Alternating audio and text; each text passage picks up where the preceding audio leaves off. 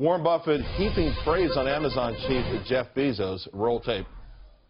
Well, Bezos is in business, and Bezos has developed two extraordinary businesses. I mean, to take on retailing, I mean, that is not a small task, and change it, and virtually everybody in the world, if you ask them who they worry about the most, they worry about Amazon, and then do the same thing in the cloud. I can't think of anybody who's really tackled two industries at once and create as much change.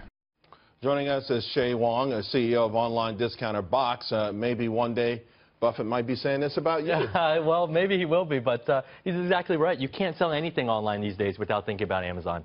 And even though we sell slightly different items, like large bulk items like you'd find in a BJ's, Costco, or Sam's Club, you still have to worry about them because they're doing everything, including some of the robotic stuff that's in your house these days, Charles. So. Yeah, well, but you guys are doing very well. The first time on the show, you had on overalls, right?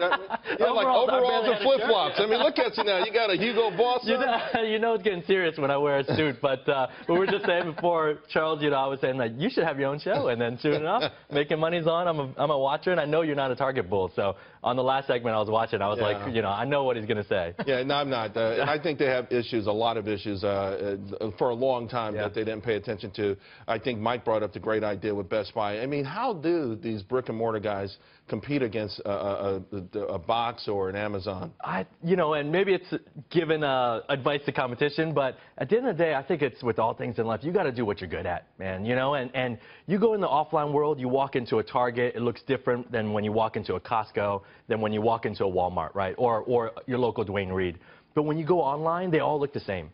And could you imagine the founders of these companies? They'd be rolling in their graves thinking, why do we all look the same? Because we do different things. Right. And so now that Target's trying to go after, like, Amazon Pantry, I just think there's so many more things they need to focus on, including getting back to the core. Well, what about Target doing this next-day delivery? Is that a step in the right direction? It definitely is a step in the right direction. I mean, when we first chatted a while ago, two-day delivery was the gold standard. Now it's like table stakes, man. And so I think it's a step in the right direction. But you take folks like us, we've been doing next-day delivery, two-day delivery for almost 4 years now. It would seem that with the footprint that they have, they would offer something akin to same-day delivery. You order it, and someone from one of the stores brings it to your house. I don't get it. I totally agree, and sometimes I don't either. It's I think there's so many assets there, and I think it's just getting the right mindset will be pretty key for them. So I would be remiss because Stuart would definitely want to know how much money you're making. Stuart, even when he's not in the studio, he asked me. So he left me one note. He says, when you see Shay, make sure you find out how much he's making now, how much he's worth. It's a little more, but I'd say this is still a pretty cheap suit. So it's not there yet. One of the things that these big box retailers are going to have to do are make major acquisitions. Right now, again, I think Walmart with Jet. Only $1 billion deal. You had PetSmart do a $3 billion deal with Chewy.com. Ultimately, I mean, could you see one of them coming after your company? It's funny because remember the first segment I was on with you and Stu back in the day. Stu was like, "Would you sell your company for $1 million?" I'm like, "No," and he said 10 and 100. And now, almost 3 years later, our competition's getting bought for like $3.5 billion. And so for us, I like what we're doing. I like the seat, and I like being on the show. So I don't know if you'd invite me back if we sold our company. So I don't think we're going to do it. Well, we always need a consultant. But let me ask you one last one, okay? Because Amazon Echo, they're adding a video screen, voice assistants. I guess, is this the next big thing, your own personal voice assistant? I think it could be big in the future, but it's always so interesting in technology. You always kind of have a false start first.